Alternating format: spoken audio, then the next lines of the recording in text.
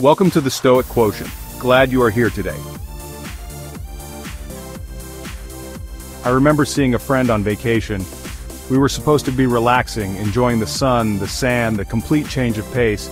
Yet, there she was, phone in hand, constantly refreshing her work email.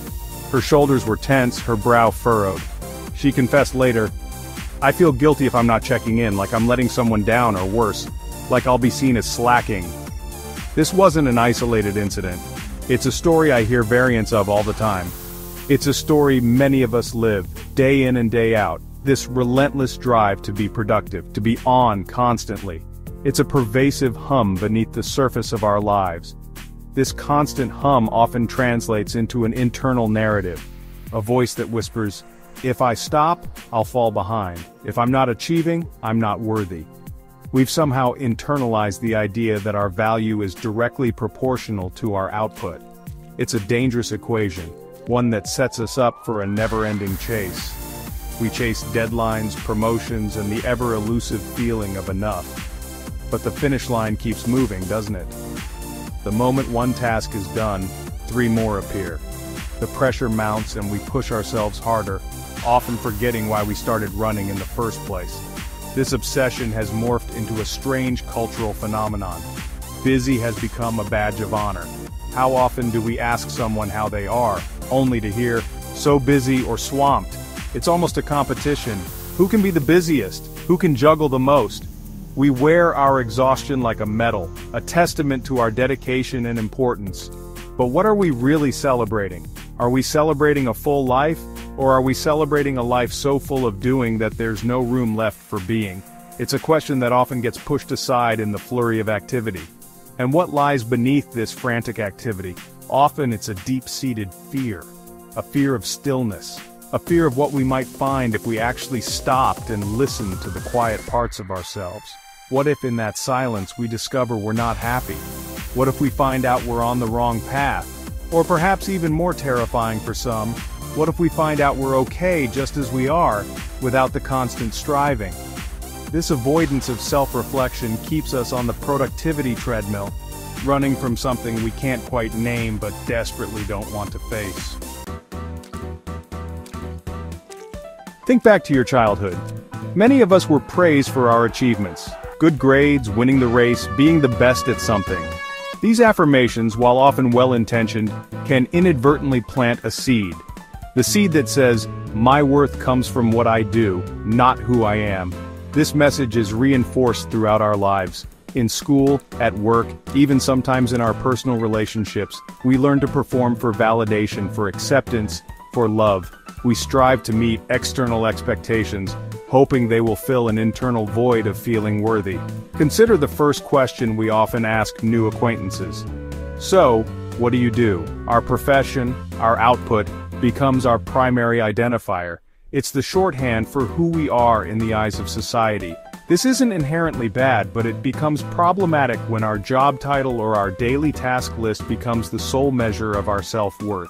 We start to believe that if our output drops, if we lose our job, or if we choose a less prestigious path, then our value as a human being diminishes. This is a heavy burden to carry every single day. This societal pressure has fueled the rise of hustle culture. We see it glorified everywhere. The entrepreneur working 100-hour weeks. The idea that you must grind relentlessly to achieve success. Sleep is for the weak, self-care is a luxury, and burnout is almost seen as a rite of passage. We are told that this is what it takes, but at what cost? We sacrifice our health, our relationships, and our peace of mind on the altar of productivity. We chase a version of success that often leaves us feeling depleted and disconnected from what truly matters to us. But we have to ask ourselves, is this true? Is our inherent worth really tied to our daily output or our job title? What happens when we can no longer do in the same way? When illness strikes, when we age, or when life circumstances force us to slow down, does our value disappear? The truth is, our worth is intrinsic. It's not something we earn through endless work. It's something we possess simply because we exist. This is a radical idea in a world obsessed with doing, but it's a truth we must reclaim for our own well-being. Imagine achieving all the external markers of success. The great job, the nice house, the accolades. You've checked all the boxes on society's list. Yet, there's a nagging feeling inside. A sense of emptiness. A quiet, is this all there is? This feeling is surprisingly common. It's the hollow victory of a life spent chasing productivity without connecting to a deeper sense of purpose or meaning. We can be incredibly busy, incredibly successful, and yet feel profoundly lost. This happens when our doing isn't aligned with our being, with our core values and truest self. This emptiness often stems from a disconnection from our inner world. When we're constantly focused on external tasks and achievements, we neglect the internal landscape. We don't make time for self-reflection, for understanding our emotions, for nurturing our spirit. Our spiritual well-being is not about religion necessarily, it's about connection. Connection to ourselves, to others, to something larger than us. It's about meaning, purpose, and belonging. When productivity becomes the ultimate goal, these vital connections often wither from neglect, leaving a void.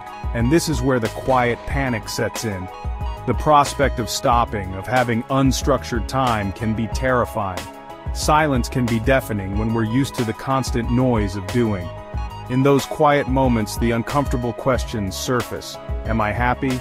Am I fulfilled? What do I truly want? Who am I without my to-do list? Many of us would rather stay busy, even if it's an unfulfilling busy, than face these questions. The fear of the answers, or the fear of not having answers, keeps us running on that productivity hamster wheel. In many ways, this relentless pursuit of productivity becomes a form of numbing. We use work, tasks, and achievements to avoid feeling, to avoid confronting our vulnerabilities, our fears, our pain. If we're always busy, we don't have to think about the grief we haven't processed, the relationship that's struggling, or the dreams we've abandoned. Productivity becomes a shield, protecting us from the messy, uncomfortable, but ultimately essential parts of being human. But numbing the difficult emotions also numbs our capacity for joy, for connection, and for true contentment. Research is increasingly showing the heavy toll of this constant drive for productivity. Experts in psychology and workplace well-being point to rising rates of burnout, anxiety disorders, and depression. Dr. Ashley Willens, a behavioral scientist, talks about time confetti, those small, fragmented moments we try to fill with more tasks, which ultimately leaves us feeling more stressed and less in control. The pressure to optimize every second of our day is not making us happier or healthier. It's often doing the exact opposite, leading to a state of chronic stress and emotional exhaustion. So how do we begin to find a healthier balance? It starts with small, intentional shifts. We don't have to overhaul our lives overnight. Perhaps it's scheduling 15 minutes of do-nothing time into your day, no phone, no tasks, just being. Or maybe it's practicing mindfulness for a few minutes, simply noticing your breath and the sensations around you. It could be journaling, spending time in nature, or engaging in a hobby purely for joy, not for any productive outcome. These small acts of reclaiming our time are acts of reclaiming ourselves. A crucial step is to consciously redefine what success means to us. Is it solely about climbing the corporate ladder and accumulating wealth? Or could success also mean having strong relationships, experiencing inner peace, contributing to our community in meaningful ways, or feeling a deep sense of joy and aliveness? Shifting our focus from purely external achievements to internal states of well-being and connection can fundamentally change how we approach our lives. It allows us to pursue goals that nourish our souls, not just our resumes or bank accounts. Ultimately, finding our way back to ourselves requires courage. It takes courage to slow down in a world that prizes speed. It takes courage to say no to things that drain us, even if they seem important. It takes courage to be imperfect, to embrace rest, and to value our inherent worth beyond what we produce. This isn't about abandoning ambition or responsibility. It's about integrating them into a life that also honors our need for rest, reflection, connection, and joy. It's about remembering that we are human beings, not human doings. If this insight resonates, share and subscribe to the Stoic Quotient. Thanks for watching.